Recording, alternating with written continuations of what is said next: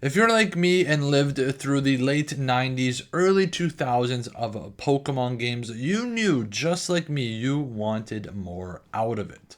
And what I mean by that is you wanted a multiplayer Pokemon game that you could play with your friends. And console systems didn't have that back then. But thank God for the very slow internet we all had back in the day to allow us to have browser Pokemon games. And when I think about it, I always remember one game that stood out where I put in so much time.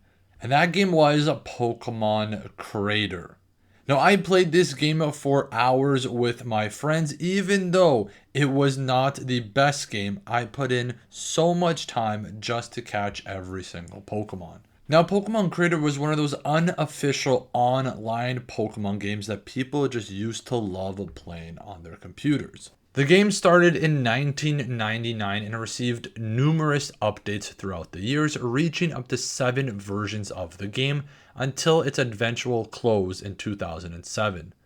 The game was not hard to pick up. It was very, very easy to learn. All you needed was a mouse and a little keyboard and you were good to go. Now, to find footage of this game around the early 2000s was very hard to find. Because back then YouTube was still starting out and people never really recorded gameplays of anything really. I just remember how many people would actually play this game and the amount of players I would see in every single world that sometimes it would actually bug out my computer.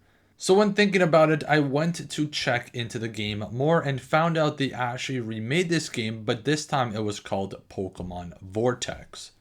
So in this video, I want to go and look into Pokemon Vortex and see does it hold up the way it did with Pokemon Crater. So I'm going to make a brand new account, go into the game and give you guys my honest thoughts about it. But before we dive into it, guys, make sure to hit that like button down below and subscribe if you love anything Pokemon. But furthermore, let's get into it.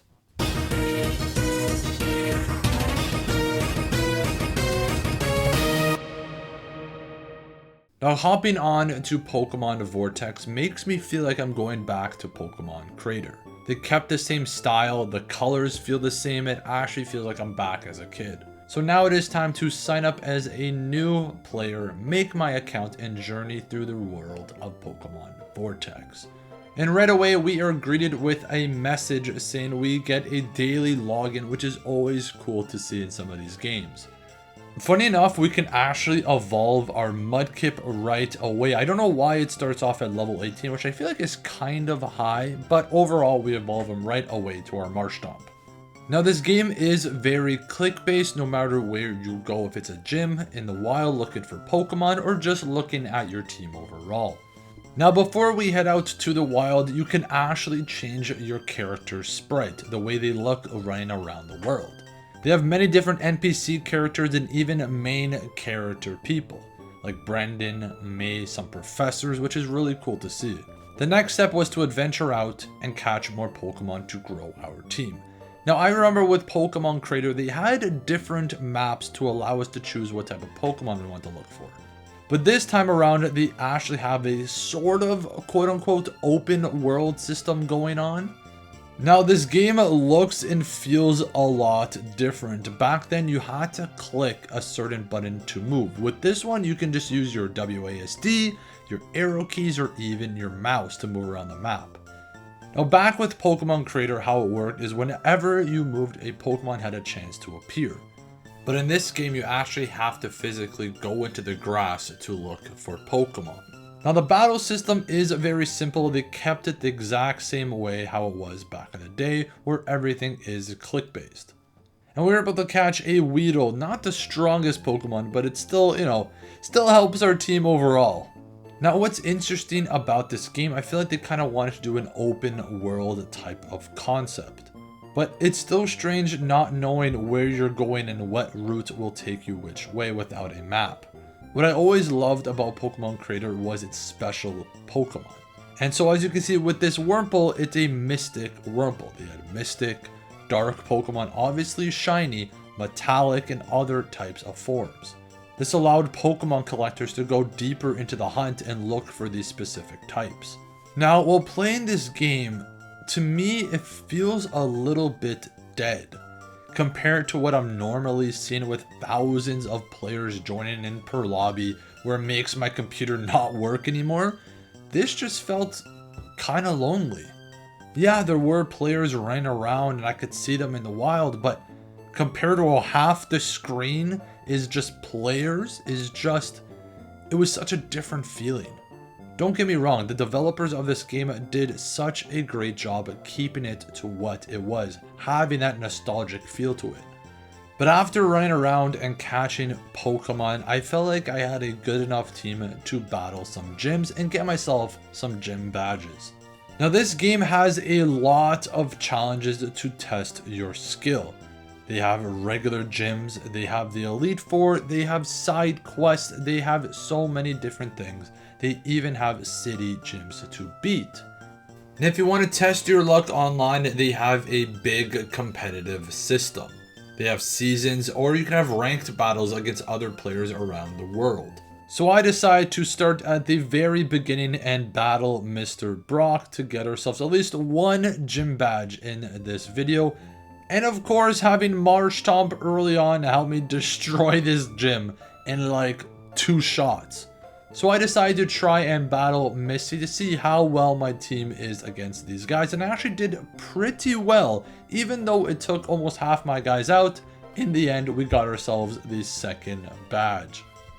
Now this is what I remember when I was a kid, a way to cheat the system, because after you battle a gym, you can just rebattle them over and over and over again. This will help Pokemon that are under leveled gain levels quickly, so you can level them up and use them for bigger battles.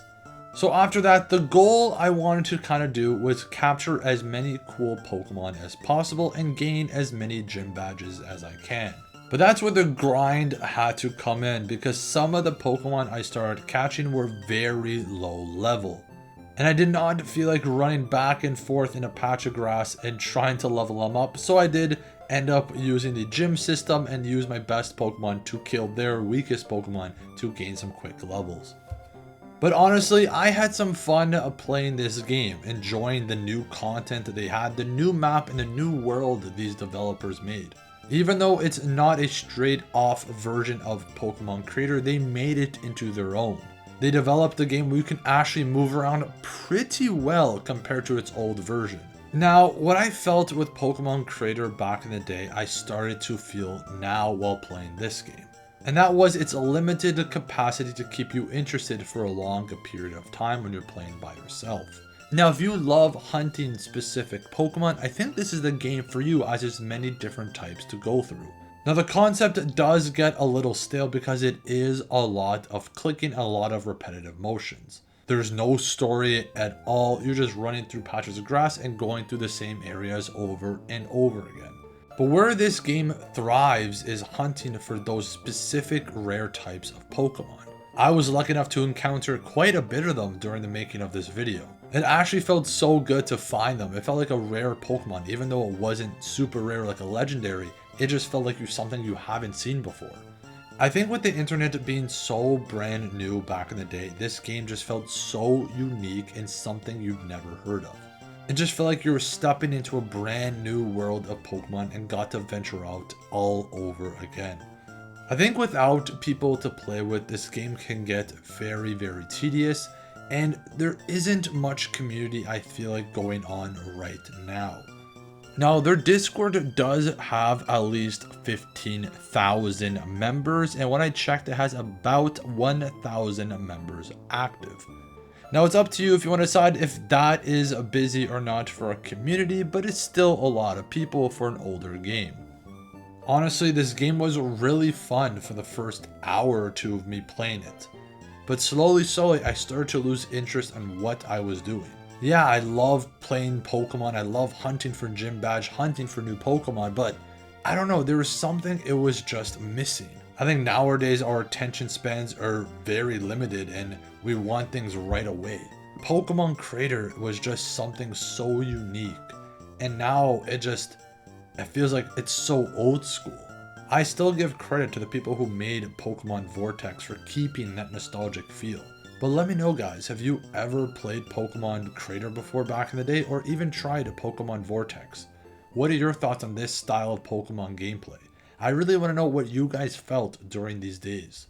Let me know in the comments down below if you're ever going to try Pokemon Vortex. Nowadays, we all have 3DSs, we all have Nintendo Switches, and so multiplayer with Pokemon is so easy.